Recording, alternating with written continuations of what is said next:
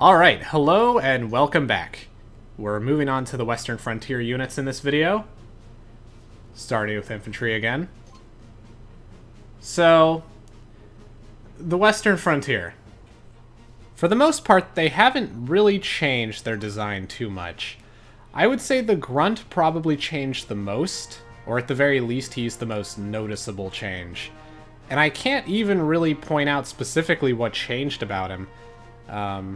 Apart from, it appears that his backpack is more rounded, and his green color, and maybe the veteran's green as well, is more faded in general, like on their armor.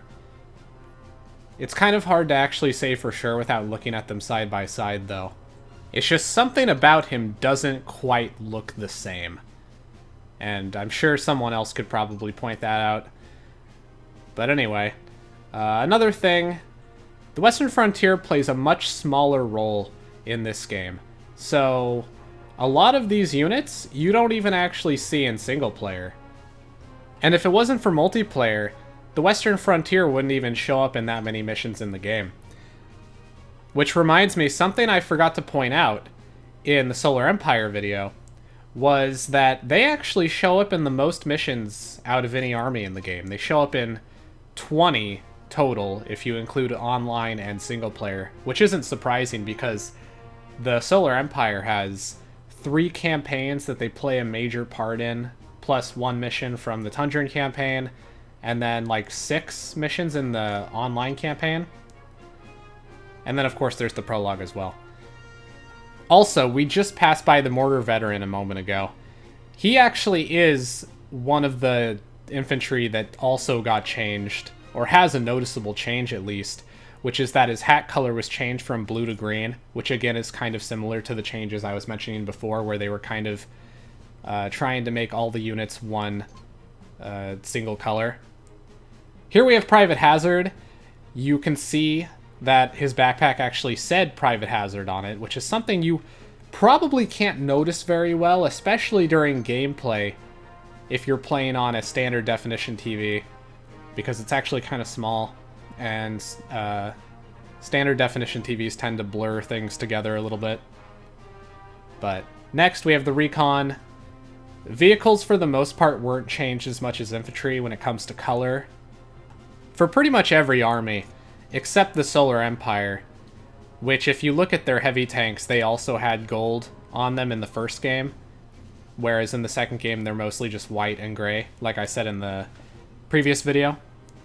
Whereas, like, the Western Frontier tanks, even the heavy tank right here, looks pretty much the same as it did in the first game. It's kind of hard to tell if the green might be more faded as well, like the infantry, but it's honestly not something that's noticeable. And next we have the battle station. So, one of the units that I was really hoping would show up in some mission when I was making my Western Frontier video showing off all the units. But unfortunately, I couldn't find it in any of the level XMLs, which doesn't necessarily mean that it doesn't exist anywhere. It's just it would be a lot harder to actually make it playable.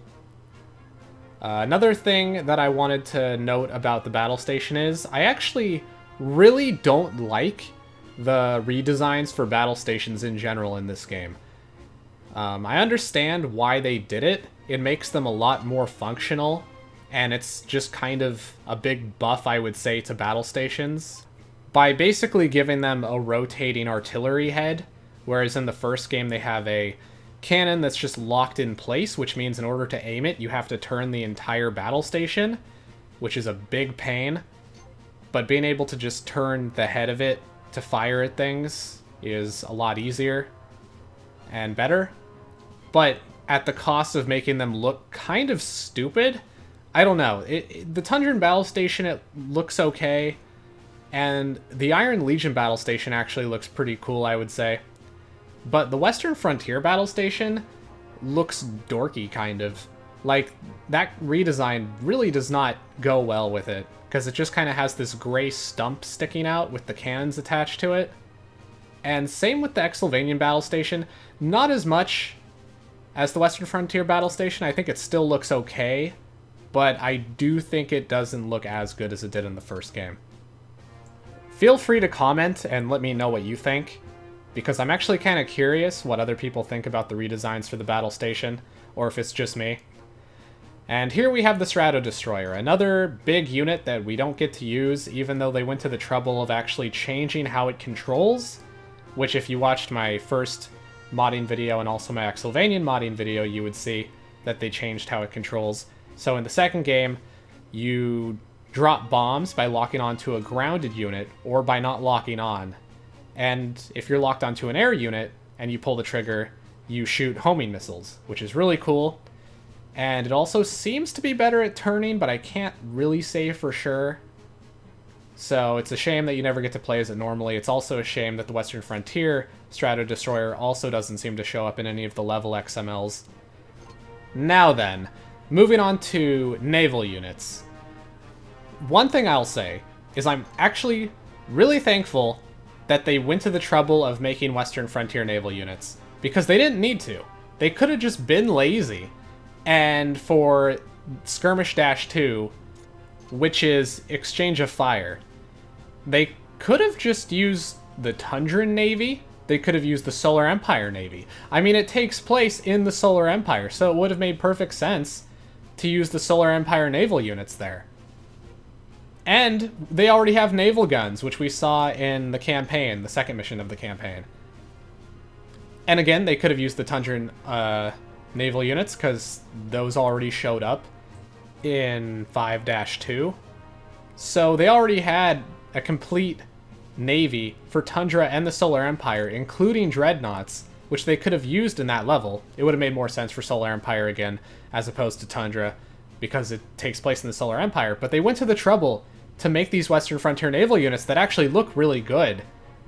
So I'm glad that they actually do let us use those online, and props to them for going to the trouble to do that.